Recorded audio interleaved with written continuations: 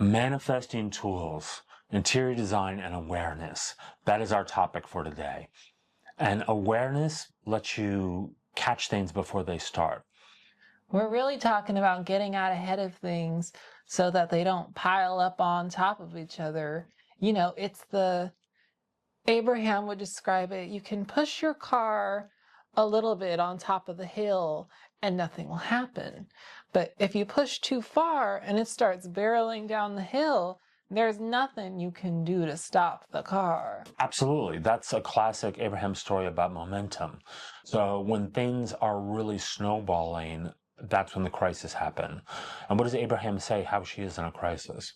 Well, Esther would say to Jerry, I always shine in a crisis. And it's not really the crisis that we want to pinpoint here. It's that you can focus regardless of the pressures going on.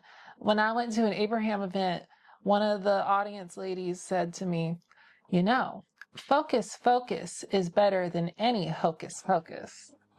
I love that. And where the interior design comes in is your environment matters.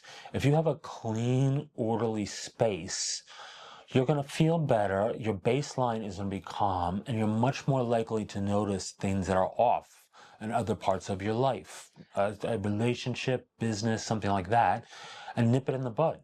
And it goes both ways. You can both clear your mind, which will clear your space, and you can clear your space, which will clear your mind. Absolutely. It's a positive reinforcement loop because it also works negative the other way. So let's not do that. Let's go towards the positive. And in the background is one of my clients' rooms. And I'm fortunate to work in some beautiful spaces, but I don't care where your space is. Even if you're someplace temporary or you just have a little room or a little corner, keep it in order. And I guarantee if you look at it, you'll see that some things could be better. And that's it. Just control what you can control.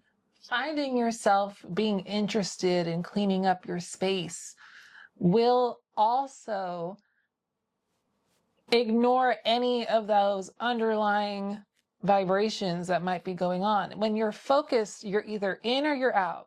You're either focused on the clarity of your space and your mind, or you're not.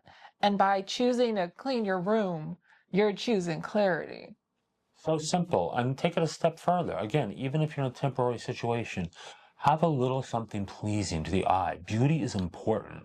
Beauty is very healing, very powerful, very soothing. So maybe it's a plant, maybe it's a little picture, maybe it's something taped up to the wall, maybe it's some new bedding or a pillow, just something that's treat yourself well. Treat yourself how you expect the world to treat you, because that's going to be your vibration. Set your vibration to having a good life experience. You know, we live in such a digital world nowadays.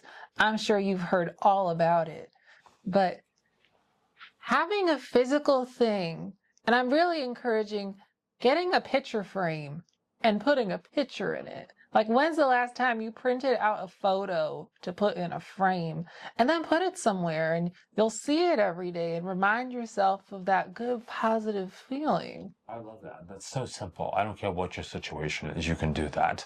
And just also something positive, a positive experience you had, you're reinforcing that every time you look at that photo.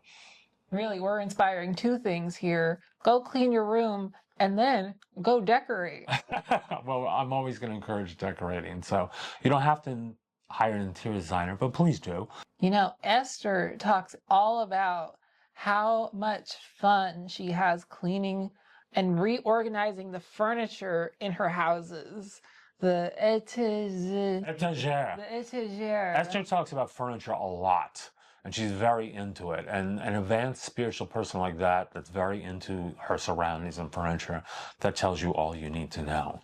And anybody who's successful is into that. You go to a beautiful space, a beautiful hotel, a beautiful restaurant, they're always gorgeous. And that's what we want to aspire to. And it really inspires you. There was this one time, it's another Esther story, but somehow, some way, the shelves of her glass trinkets dropped and fell on the floor and smashed into little bits. And Esther was feeling not too happy about it.